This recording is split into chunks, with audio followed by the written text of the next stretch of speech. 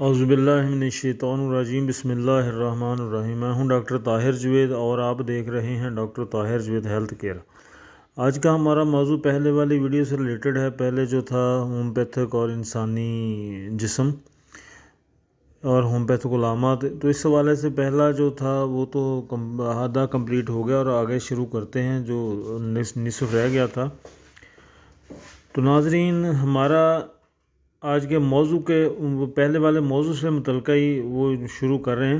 جیسا کہ پہلے آپ سن چکے ہیں کہ انسان مختلف اور مختصر کیمیاوی اجزاء کے مرکبات سے بنا ہوا ہے۔ اس کی بیماریوں کو انہی کیمیاوی اجزاء کی توانائی سے دور کرنا بہت زیادہ کامیاب ثابت ہوا ہے۔ خاص طور پر sulphur, phosphorus, potassium, calcium, ferrum, silica, sodium, magnesium اور ان کے مرکبات بھی بڑے کامیاب ثابت ہوئے۔ ان کی مختصر سی جھلک آپ کو دکھاتے ہیں۔ کیلکیریا فلور، ہڈیوں کی بالائی سطح کیلشیم فلورائڈ، دانتوں کی بالائی سطح میں، لچکدار ریشوں میں اور جلد کی بالائی سطح میں پایا جاتا ہے۔ اس کا توازن قائم رہے تو مندرجہ ذیل علامات پیدا ہوتی ہیں۔ لچکدار ریشے ڈھیلے پڑ جاتے ہیں، خون کی نالیاں بڑی ہو جاتی ہیں، بواسیری مسے پیدا ہو جاتے ہیں، رحم اپنی پوزیشن قائم نہیں رکھ سکتا اور درن کی کسی کیفیت پیدا ہو جاتی ہے، پیٹ ڈھیلا ہو کر لٹک جاتا ہے، جلد میں چھوٹے بڑے شگاف پڑ جاتے ہیں، پتھر کی طرح سخت ہو جانا اس کی مخصوص علامت ہے۔ گومڑ رسولی پستان میں ہو، خصیہ میں ہو، ہڈی کا ہو، ان کو تحلیل کر دیتی ہے۔ یہ کیلکیریا فلور کی بہترین علامت ہے اور یہ سخت قسم کی گومڑ رسولی کو مکمل طور پر ختم کر دیتی ہے۔ کالی سلف یا پوٹاشیم سلفیٹ، جہاں خلیوں میں فولاد ہے وہاں یہ بھی موجود ہے۔ فولاد سے مل کر خلیوں کو آکسیجن پہنچاتی ہے۔ اس کی علامات میں بوجھل پن، اکتاہٹ، دل کی دھڑکن، اضطراب، اداسی، سر درد، دانت درد، بیرونی اعضاء میں درد، گرمی میں اور شام کے وقت، جلدی امراض، نزلہ جلد اور نزلاوی جھلیوں یعنی خارجی اور داخلی سطح کی علامات۔ اخراج اس کا پیلا ہوتا ہے، خون کی حرارت کو کنٹرول میں رکھتی ہے، اس لیے بخار میں بہت مفید ہے۔ کیلکیریا فاس کیلشیم فاسفیٹ تمام خلیوں سیلز میں موجود ہے، سب سے زیادہ ہڈی کے سیلز میں۔ یہ خلیے بنانے میں مددگار ہے۔ ہاتھ امراض کے بعد نئی خلیوں کی ضرورت ہوتی ہے، اس وقت یہ اہم دوا ہے۔ ہڈی کی ساخت کو مکمل رکھنے کے لیے اس کی ضرورت بڑی لازم ہے، جیسے ہڈی کے ٹوٹنے، فریکچر کے بعد اسے جوڑنے میں، کھوپڑی کے جوڑوں کے جڑنے میں، بچوں کے دانت نکالنے میں، البیومن میں جیسے رطوبت سے خون بنتا ہے کا یہ ضروری جز ہے۔ اگر کہیں سے انڈے کی سفیدی کی طرح کا اخراج ہو رہا ہے، مثلا نزلہ، لیکوریا وغیرہ، تو اس وقت اس کی ضرورت لازم ہے۔ کمی یہ خون کو پورا کر دیتی ہے۔ ہڈیاں ٹیڑھی ہو جائیں تو اس کی ضرورت ہے۔ حیوانی یا انسانی جسم کی ساخت میں جو ہڈیوں کا پنجر ہے، اس میں کیلشیم اور فاسفورس سب سے زیادہ اجزاء میں ہے۔ ان کا توازن بگڑ جائے تو یہ بدن میں تباہی مچ جاتی ہے۔ میگنیشیم فاسفیٹ خون کے خلیوں کے عضلات، مغز، اعصاب، ہڈیوں اور دانتوں میں پایا جاتا ہے۔ علامات اس کی ہوتی ہیں اس تشنج، فالج، درد شدید، رگڑ، مالش سے اور چھونے سے تشخص۔ علامات اس دوا کی خاص علامت ہے جو بھی ہو، ہچکی، پیٹ درد، دانت درد، کالی کھانسی، لڑکھڑاتی چال وغیرہ سب اس میں شامل ہیں۔ کیلکیریا سلف کیلشیم سلفیٹ کیلشیم اور گندھک کا یہ مرکب خون کو خلاصوں سے پاک رکھنے کا ذمہ دار ہے۔ جب کہیں ورم پیدا ہوتا ہے تو فیرم فاس ورم پیدا کرنے والے مادہ سے خون کو پہلے صاف کرنے کی کوشش میں وہاں اکٹھا ہو جاتا ہے۔ بند نہ پڑے تو اس میں مادہ میں مزید غلاظت پیدا ہو جاتی ہے۔ کالی میں اور پوٹاشیم کلورائڈ وہاں مدد کو پہنچتا ہے۔ یہ بھی کامیاب نہ ہو تو سلیشیا متورم جگہ کی اجتماعی ساخت کو برقرار رکھنے کے لیے غلیظ مادے کو ورم پھاڑ کر باہر نکال دیتا ہے۔ اگر یہ غلیظ اور خبیث ہو اور خون سے خارج ہونے میں دیر کر دے اور متورم جگہ سے پیپ کی شکل میں مسلسل بہتا رہے تو اسے کیلکیریا سلف ختم کر کے اپنا فرض پورا کر دیتا ہے۔ نیٹرم فاس خون کے خلیوں میں عضلات، اعصاب، مغز اور آبی رطوبات میں موجود ہے۔ تذابیت یا ترشی اس کی نمایاں علامت ہے۔ کھٹے ڈکار، بد ہضمی، اسہال اور قے اور پسینہ سب سے ترش بو آئے، تیزابی مادہ اور جوڑوں میں جمع ہوتا ہے تو ریح کے درد پیدا ہو جاتے ہیں۔ گردوں میں مثانہ میں پتھری پیدا ہو جاتی ہے۔ فیرم فاز فولاد میں آکسیجن گیس ختم کرنے کی خاصیت ہے۔ جو گیس وہ تمام ٹشو کو اپنی گردش کے دوران میں پہنچاتے ہیں اور آکسیجن گیس ہی وجہ زندگی ہے۔ کہیں ورم پیدا ہو جائے تو اس کے پہلے درجہ میں دی جاتی ہے۔ خراج خون کو روکتی ہے۔ خراج خون کہیں سے بھی ہو اجتماع کو رفع کر دیتی ہے۔ نیٹرم سلف نیٹرم میور پانی کے لیے کشش رکھتا ہے، اس کا توازن قائم رکھتا ہے۔ نیٹرم سلف میں بھی یہ کشش ہے، لیکن یہ ان آبی رطوبات کو خارج کرتا ہے جو فاضل ہوتی ہیں۔ صفراوی علامت اس کی خصوصیت ہے۔ کالی میور پوٹاشیم کلورائڈ سارے بدن کے خلیوں میں موجود ہے۔ انجماد رطوبات اس کا خاصہ ہے۔ خون کو گاڑھا کرتا ہے۔ نزلاوی اخراج سفید گاڑھا ہوتا ہے، زبان پر سفید تہ بن جاتی ہے، براز سفید ہو جاتا ہے جو یرقان کی علامت ہے۔ نیٹرم میور کھانے کا عام نمک ہے۔ پانی جسم کا اہم جز ہے اور نمک کا توازن پانی کے توازن کو برقرار رکھتا ہے۔ غیر ضروری اخراج آبی ہوتے ہیں، چاہے وہ ناک سے، آنکھوں سے، کان، سفینہ، مکد وغیرہ سے ہوں۔ کالی فاس اعصاب مغز عضلات اور خون میں موجود ہے۔ اعصاب میں توازن قائم رکھنا اس کی ذمہ داری ہے۔ یہ متوازن ہے تو اعصاب متوازن ہے۔ توفن اس کی اہم علامت ہے۔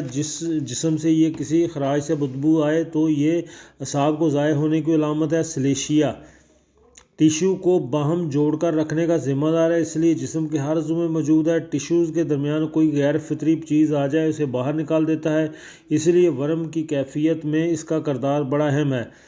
مریض کو سردی کا اثر جلدی ہو جاتا ہے، خاص طور پر سر کو ذرا ٹھنڈ لگی تو سر درد ہو گیا۔ دانت درد سرد اشیاء سے یہاں تک کہ منہ میں ذرا سی ٹھنڈی ہوا گئی اور دانت درد ہو گیا۔ پرانے زخم اور ناسور کہیں بھی ہوں ان کو مندمل کر دیتا ہے۔ پیٹ بچوں میں بڑا اور سخت ایسے بچے عام طور پر خانہ زیری مدقوق مزاج کے ہوتے ہیں۔ یہ مزاج اکثر وراثت سے نسل در نسل چلتا ہے۔ بچے کے والدین یا وارثوں سے پوچھ کر اس بات کی تحقیق کر لینی چاہیے۔ بنیادی دوا بیسیلینم ہے، دیگر ادویات عارضی اثر کریں گی۔ بیسیلینم 200 دی جانی چاہیے۔ کوئی بھی دوا خصوصاً نوسورز کی ایک خوراک دے کر لمبا انتظار جو کم از کم مہینوں پر محیط ہو کیا جانا چاہیے۔ عورتوں میں پیٹ بڑا اور لٹکا ہوا عام طور پر زیادہ بچے پیدا کرنے کے سبب ہوتا ہے۔ سپیا 200 سے کسی حد تک کم ہو سکتا ہے۔ کسی بھی دوا کی 200 طاقت ہفتہ میں ایک بار سے زیادہ استعمال نہ کی جانی چاہیے۔ اگر اس دوران تکلیف بڑھ جائے تو لمبا انتظار کریں، اگر تکلیف کم ہو جائے تو بھی انتظار کیا جانا بہتر ہے۔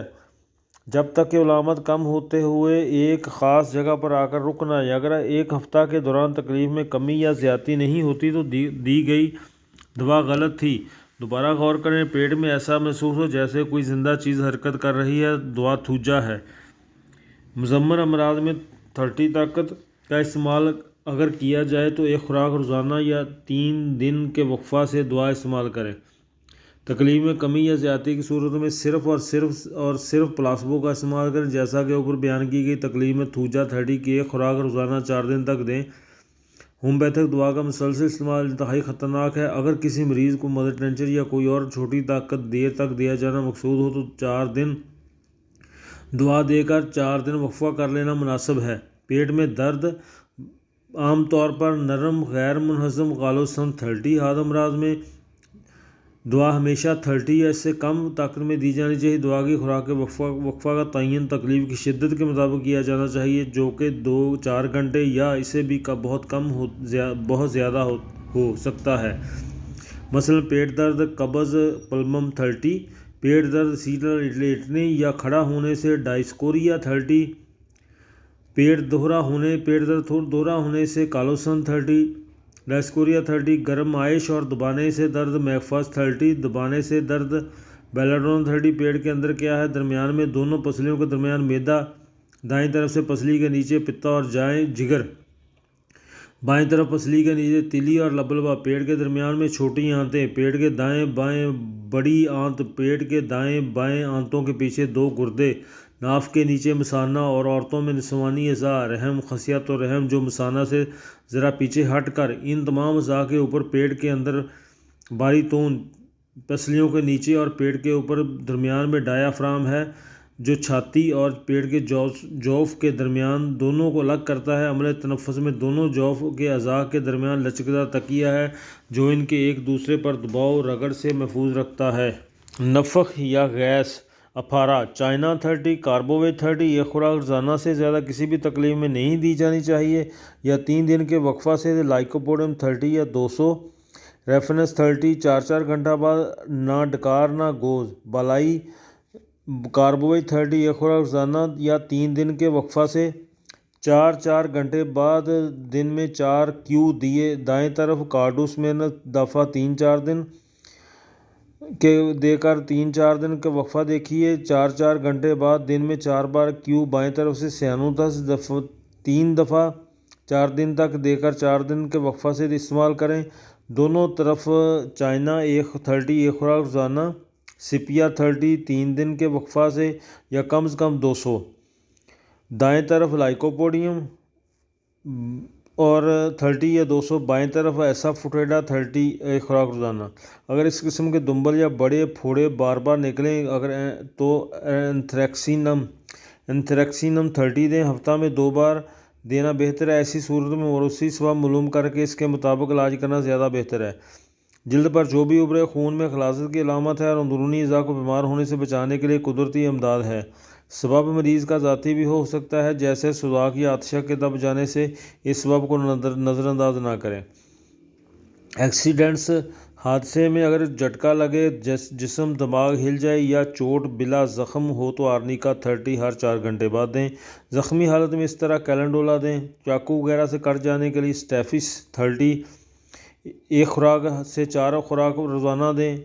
دوا وقفہ سے بھی دی جا سکتی ہے۔ اعصاب یا ریڑھ کی چوٹ کے لیے ہائی پیریگم 30 تکلیف پرانی ہو تو 200 اونچی طاقت میں دوا پیچھے بیان کیے گئے طریقے کے مطابق بھی دی جا سکتی ہے۔ ہڈیوں کو ضرب آ جائے تو روٹا یا سمفائٹم 30 یا 200 ہڈی ٹوٹ جائے تو سمفائٹم 30 یا 200 موچ آ جائے تو روٹا 30 1 سے 3 خوراک روزانہ یا رسٹاکس 30 کی صرف ایک خوراک دے کر 2-3 دن انتظار کریں۔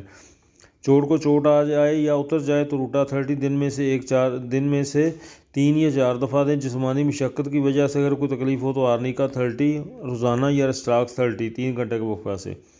نوکدار سوئی کانٹا وغیرہ لگ جائے تو لیڈم بیڑ شہد کی مکھی وغیرہ کے ڈنگ بھی اسی چبھن کی طرح ہوتے ہیں۔ لیڈم 30 دیں اور خارجی طور پر اس کا اچھی طرح رگڑ کر لوشن لگائیں۔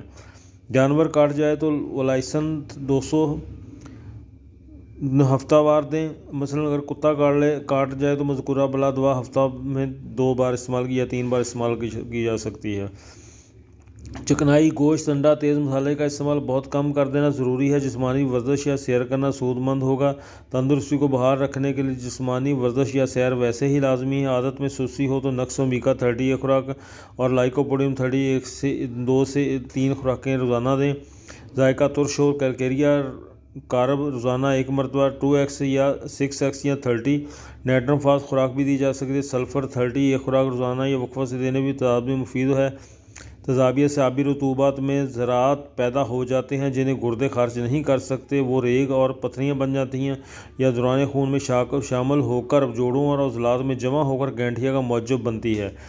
ایکنی، کیل، مہاسے، پھنسیاں اکثر بلوغت میں پہنچ کر لڑکے لڑکیوں کو چہرہ پر باریک یا موٹے دانے نکلتے ہیں۔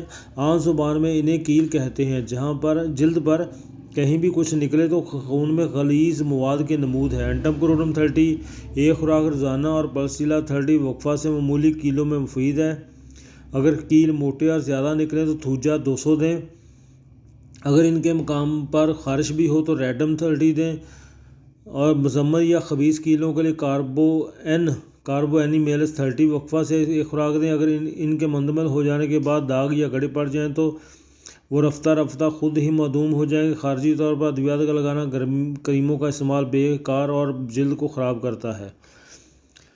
شراب کی عادت اور اس کے بد اثرات۔ الکحل منشیات کی عادت دواؤں سے نہیں چھوٹتی، اس کے لیے انسان کو اپنی قوت ارادی سے کام لینا چاہیے۔ شراب اور دیگر منشیات کے بد اثرات کے لیے نکس اومیگا 30 وقفے سے، لکسس 30 وقفے سے بڑی مفید ادویہ ہیں۔ عام اسباب خون اور دیگر رطوبات کا زیادہ خارج ہو جانا ہے، لیکن یہ کئی دیگر امراض کے ملحقہ علامت ہے۔ بعض اوقات جگر کے امراض سے پیدا ہوتی ہے اور تلی بڑھ جانے سے ضروری ہے کہ اس اصل سبب کو مد نظر رکھ کر دوا دی جائے تاکہ خون کی کمی پوری ہو سکے۔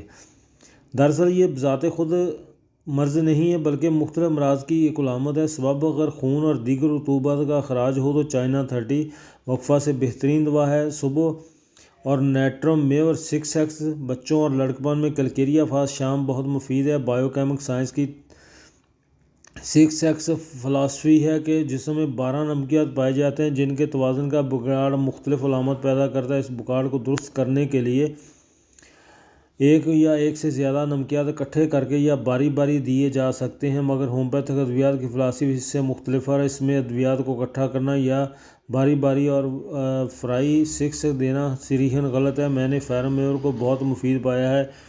ان ادویات کا 3X آرسینک طریقہ استعمال 4 دن دے کر 4 دن وقفہ پھر 4 دن ہونا چاہیے، اس طرح 2-3 دفعہ کر سکتے ہیں۔ موروثی مزاج، متکوک، سرطانی وغیرہ بھی ہو سکتا ہے، علاج اس کے مطابق ہوگا۔ سوکھا پن عموماً یہ مرض بچوں میں ہوتا ہے جس میں بچے اچھی بھلی غذا کھانے پینے کے باوجود سوکھتے چلے جاتے ہیں، اکثر اسہال ہوتے ہیں اور بعض اوقات کھانسی اور بخار بھی۔ دراصل یہ مرض آنتوں کی TB ہے جو بعض اوقات پھیپھڑوں کو بھی لپیٹ میں لے لیتی ہے۔ اس کی بہترین قابل اعتماد دوا ٹیوبرکلینیم 30 یا 200 لمبا وقفہ سے استعمال کریں۔ صرف ایک خوراک سے سینکڑوں بچوں کو میں نے شفا یاب کیا، آزما کر دیکھ لیں۔ بچوں کے سوکھے کے لیے یہ عام اصطلاح ہے، لیکن سوکھنا کسی کا بھی ہو، جسم کا کسی حصہ کا عضو کا ہومیوپیتھی میں ایک علامت کے طور پر استعمال ہوتا ہے۔ مثلاً کسی مرض میں بدن کا سوکھتے جانا، پستان کا سوکھنا، گردن یا ٹانگوں میں وغیرہ کا۔ اس علامت کا عام مستعمل اور کامیاب دوا آیوڈیم 30 روزانہ یا 2 سے 3 خوراکیں دیں۔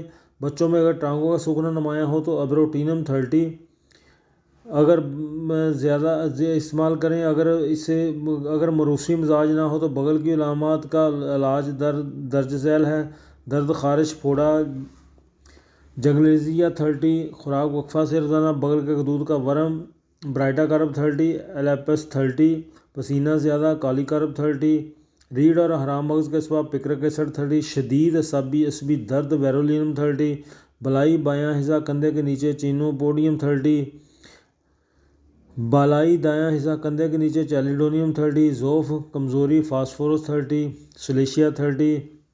دیکھیے اعصابی نظام میں جگر کی خرابی کے سبب پیدا ہوتی ہیں اور اکثر ان کا سبب کوئی نہ کوئی موروثی مزاج ہوتا ہے۔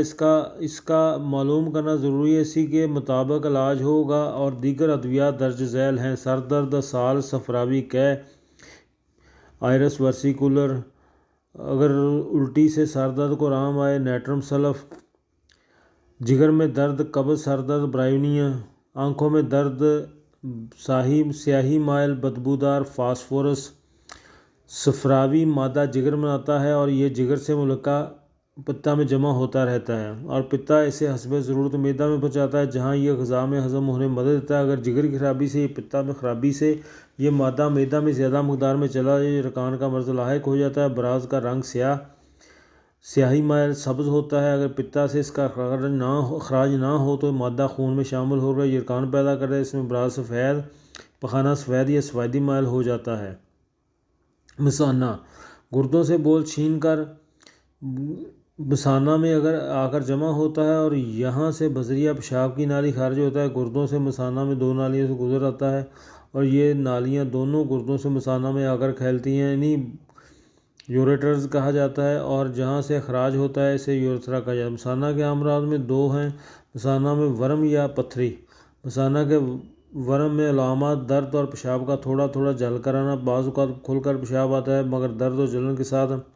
ورم جب زخم کی صورت اختیار کر جائے تو پیشاب میں خون اور پیپ کا اخراج ہوتا ہے۔ ان علامات کو اول درجہ کی دوا کینتھرس ہے، کینتھرس 30۔ صبح دوپہر شام خون یا پیپ کا درد کے ساتھ خارج ہونا سوزاک کی بھی علامت ہے، تخصیص کر لینی چاہیے۔ سوزاک کا ذکر الگ کیا گیا ہے۔ مثانہ کے دیگر عوارضات میں جیسا کہ دیگر اعضاء کے مثلاً مثانہ کی کوئی نو ساخت، رسولی وغیرہ، سرطان، مثانہ کا پھیل جانا یا سکڑ جانا، ان کے علاج کے لیے موروثی مزاج کا پتہ لگ جائے اس کے بغیر علامات مضمن ہو تو کوئی دوا کارگر نہ ہوگی۔ مثانہ کی پتھری خارج کرنے کے لیے سارسپریلا بڑی مفید دوا ہے، بشرطے کہ اتنی بڑی نہ ہو پیشاب کی نالی سے نکل نہ سکے۔ اس کا آپریشن سے نکالنا ہے۔ درد ہو تو میکفاز 30، فالج ہو تو کاسٹیکم، رسولی ہو تھوجا، خونی قے ہو تو ایپیکا یا فاسفورس، خون میں بول کا زہر شامل ہونا، بلڈ یوریا کیوپرم 30 روزانہ یا وقفے سے الگ خوراک دیں، آرسینک 30 دیں۔ کولیسٹرول کی ذاتی ہو کولیسٹرینیم 3x، خونی پیشاب جلن کے ساتھ کینتھرپ 30، خونی پیشاب جلن کے بغیر فیرم فاس، بالحاظ عمر روزانہ 3 خوراکیں۔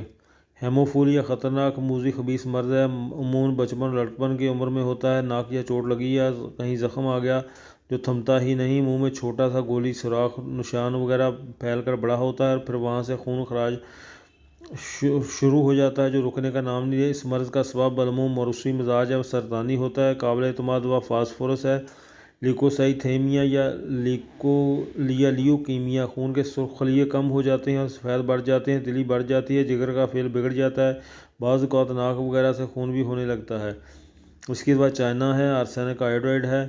موروثی مزاج کو مد نظر رکھ کر بھی علاج کیا جا سکتا ہے۔ خون کی کمی میں دیکھیے بیشتر ہڈیوں کے امراض موروثی مزاج کی وجہ سے پیدا ہوتے ہیں۔ زیادہ تر آتشک ٹی بی یا سرطان میں ہوتے ہیں۔ ان میں آتشک پیش ہے، سفلینیم بیسیلینیم یا ٹیوبرکلینم کارسینوسم سرینیم مزاج کے مطابق حیرت انگیز اثر نتائج پیدا کرتی ہے۔ اگر موروثی مزاج سبب نہ ہو تو امراض کا علاج ان دواؤں سے ہو۔ یہ تھا ہمارا آج کا موضوع جس میں ہومیوپیتھی اور انسانی جسم کے متعلق ڈسکس کی گئی۔ ابھی تو اور بھی بہت سارے اس میں پہلو تھے جو ہم نے ٹائمنگ کی کمی کی وجہ سے نہیں کر سکے۔ تو یہ ہومیوپیتھی میں ایسے ہی ہوتا ہے کہ ایک علامت جو ہے اس میں کئی دوائیاں بن جاتی ہیں، مگر اس میں مین علامت کو دیکھ کر دوائی دی جاتی ہے جو آخر کار دیگر علاجوں کے بعد کارسینوسن ہی ٹھیک ہوتا ہے۔ میں دوسری یہ بات ہی کہ یہ میں تجربہ کی بنا پر بتا رہا ہوں کہ کارسینوسن دوسوں کا اکثر شدید رد عمل ریئیکشن ہوتا ہے اور بعض اوقات کافی دنوں تک ہوتا رہتا ہے۔ تو ہمیں چاہیے کہ ہر دوا کو جو ہومیوپیتھی دوائی ہے، خاص طور پر سلفر اور جو سورس ہیں، یہ بغیر کسی اچھے ہومیوپیتھ ڈاکٹر کے مشورے کے استعمال نہ کریں۔ خود اگر استعمال کریں گے تو اس کا نقصان بھی ہوتا ہے۔ تو انشاءاللہ ملتے ہیں نئی ویڈیو کے ساتھ۔ امید ہے ہمیں ہماری اس آج کی اس ویڈیو سے آپ کی معلومات میں اور اضافہ ہوا ہوگا۔ تو ہماری اس ویڈیو کو آگے شیئر کیجئے تاکہ اور لوگ اس سے فائدہ حاصل کر سکیں۔ ملتے ہیں نئی ویڈیو کے ساتھ۔ اپنے میزبان ڈاکٹر طاہر جوید کو اجازت دیجیے۔ اللہ حافظ۔